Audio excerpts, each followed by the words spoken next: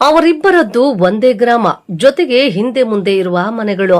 ಮಹಿಳೆ ಹಾಗೂ ಪಕ್ಕದ ಮನೆಯ ಯುವಕನೊಂದಿಗೆ ಒಂದಷ್ಟು ಸಲುಗೆ ಇತ್ತು. ಆದರೆ ಆ ಸಲುಗೆ ಇಬ್ಬರ ಮಧ್ಯೆ ಅಕ್ರಮ ಸಂಬಂಧಕ್ಕೆ ಕಾರಣವಾಗಿ ಮಹಿಳೆಯ ಪತಿಗೆ ಇಬ್ಬರ ಸಂಬಂಧ ಗೊತ್ತಾಗಿದ್ದೇ ತಡ ಇಬ್ಬರು ನಾಪತ್ತೆಯಾಗಿದ್ರು.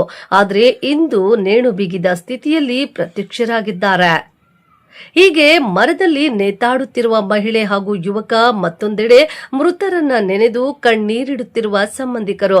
ಇದೆಲ್ಲ ದೃಶ್ಯಗಳು ಕಂಡು ಬಂದಿದ್ದು ಕೋಲಾರ ತಾಲೂಕಿನ ಬೆಟ್ಟಬೆಣಜಿನಹಳ್ಳಿ ಗ್ರಾಮದ ಬಳಿ. ಮಹಿಳೆ ಹಾಗೂ ಯುವಕನೊಬ್ಬ ಮರಕ್ಕೆ ನೇಣು ಹಾಕಿಕೊಂಡು ಆತ್ಮಹತ್ಯೆ ಮಾಡಿಕೊಂಡಿದ್ದಾರೆ. ಅಕ್ರಮ ಸಂಬಂಧದ ಹಿನ್ನೆಲೆ 2 ದಿನಗಳ ಹಿಂದೆ ನಾಪತ್ತೆಯಾಗಿದ್ದ ಮಹಿಳೆ ಹಾಗೂ ಯುವಕ ನೇಣು ಬಿಗಿದುಕೊಂಡು ಆತ್ಮಹತ್ಯೆ ಮಾಡಿಕೊಂಡಿರುವ ಘಟನೆ ಇದಾಗಿದೆ. ಕೋಲಾರ ತಾಲೂಕು ಹೊನ್ನೇನಹಳ್ಳಿ ಗ್ರಾಮದ 2 ಮಕ್ಕಳ ತಾಯಿ ಸುಮಿತ್ರಾ ಹಾಗೂ ಪಕ್ಕದ ಮನೆಯ ಯುವಕ ಆನಂದ್ ಆತ್ಮಹತ್ಯೆಗೆ ಶರಣಾದವರು. ಸುಮಿತ್ರಾ 11 ವರ್ಷಗಳ ಹಿಂದೆ ಹೋಟೆಲ್ನಲ್ಲಿ ಕೆಲಸ ಮಾಡುವ ಹೊನ್ನೇನಹಳ್ಳಿಯ ರಾಮು ಎಂಬಾತನನ್ನ ಮದುವೆಯಾಗಿದ್ದಳು. 2 ಹೆಣ್ಣು ಮಕ್ಕಳು ಇದ್ದು ಸುಖಿ ಸಂಸಾರವಾಗಿತ್ತು. ಟಮಕ ಬಳಿಯ ಜಾಲಪ್ಪ ಆಸ್ಪತ್ರೆಯಲ್ಲಿ ನರ್ಸಿಂಗ್ ಮಾಡುತ್ತಿದ್ದ ಸುಮಿತ್ರಾ ಹಾಗೂ ಪಕ್ಕದ ಮನೆಯ ಆನಂದ್ ಮಧ್ಯೆ ಇದ್ದ ಅಕ್ರಮ ಸಂಬಂಧ ಪತಿ ರಾಮುಗೆ ಗೊತ್ತಾಗಿದೆ. ಕಳೆದ ಭಾನುವಾರ ಫೋನ್ನಲ್ಲಿ ಮಾತನಾಡುವುದನ್ನ ಕಂಡ ಪತಿ ರಾಮು ಪತ್ನಿಗೆ ಹೊಡೆದು ಬಡಿದು ಬುದ್ಧಿವಾದ ಹೇಳಿದ್ದಾನೆ. ಇದರಿಂದ ಬೇಸತ್ತ ಸುಮಿತ್ರಾ ಮತ್ತು ಆನಂದ್ ಕಳೆದ 2 ದಿನಗಳಿಂದ ನಾಪತ್ತೆಯಾಗಿದ್ದು ಇಂದು ಮಾಲೂರು ರಸ್ತೆಯ ಬೆಟ್ಟಬೆಣಜಿನಹಳ್ಳಿಗೆ ತೆರಳಿ ನಿರ್ಜನ ಪ್ರದೇಶದಲ್ಲಿ ಇಬ್ಬರು ಮರಕ್ಕೆ ನೇಣು ಬಿಗಿದುಕೊಂಡು ಆತ್ಮಹತ್ಯೆ ಮಾಡಿಕೊಂಡಿದ್ದಾರೆ. ಭಾನುವಾರ ಕೆಲಸದಿಂದ ನಾನು ಬಂದೆ, ಬರೋವಾಗ ಫೋನ್ ಮಾಡಿದೆ ಮನೆಯವ್ರಿಗೆ. ಫೋನ್ ಮಾಡಿದ್ರೆ ಫೋನು ರಿಸೀವ್ ಮಾಡಲಿಲ್ಲ. ಒಂದು 10 ಸರಿ ಮಾಡಿದೆ ಬರ್ತಾ.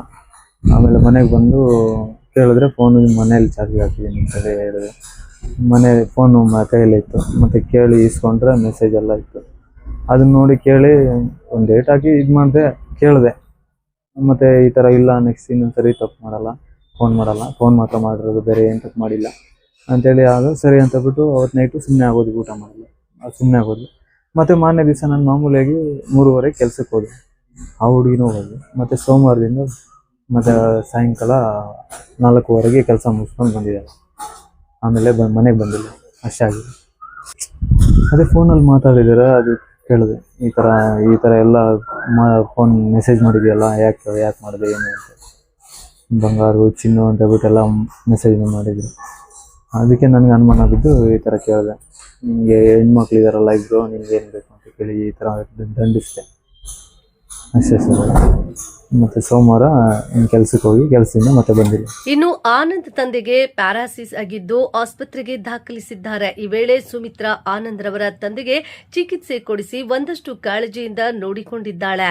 ಜಾಲಪ್ಪ ಆಸ್ಪತ್ರೆಗೆ ಕೆಲಸಕ್ಕೆ ತೆರಳುವ ಸುಮಿತ್ರಾಳನ್ನ ಗ್ರಾಮದಿಂದ ಬೆಳಿಗ್ಗೆ ಸಂಜೆ ಆನಂದ್ ಪಿಕಪ್ ಡ್ರಾಪ್ ಮಾಡುತ್ತಿದ್ದ.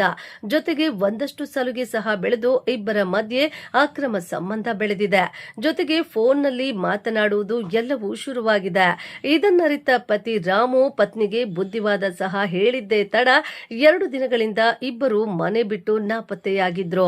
ಸಂಬಂಧಿಕರು ಸಹ ನಾಪತ್ತೆ ಕುರಿತು ಕೋಲಾರ ಗ್ರಾಮಾಂತರ ಪೊಲೀಸರಿಗೆ ಕಾಣೆಯಾಗಿರುವ ಕುರಿತು ದೂರು ನೀಡಿದ್ರು.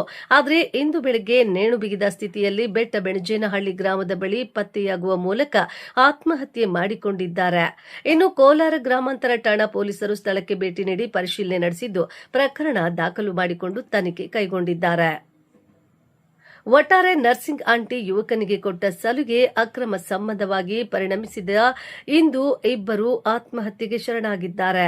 ಅದ್ಯಾರ ಶಾಪನೋ ಏನೋ ಇಬ್ಬರು ಮಕ್ಕಳು ಪತಿರಾಯ ಅನಾಥರಾಗಿದ್ದು ಅಕ್ರಮ ಸಂಬಂಧಗಳೆಲ್ಲ ಕೊಲೆ ಅಥವಾ ಆತ್ಮಹತ್ಯೆಯಲ್ಲೇ ಅಂತ್ಯವಾಗುತ್ತೆ ಅನ್ನೋದಕ್ಕೆ ಇವರೇ ಸಾಕ್ಷಿ.